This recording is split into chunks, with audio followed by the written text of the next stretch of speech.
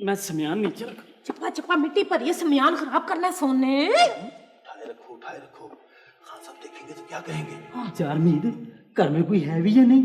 जब घर में कोई नहीं होता तो गेट बाहर से बंद होता है। इस बेचारे को इन बातों का क्या पता मीत भाई।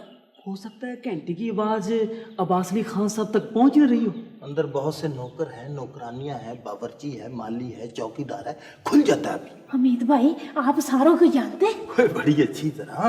खान साहब तो मेरे साथ खाना खाते थे। अच्छा। बड़ा ख्याल रखते हैं अपने मुलाजमों का। मान से तो फिर तुमने इनकी नौकरी छोड़ी क्यों खाम खा?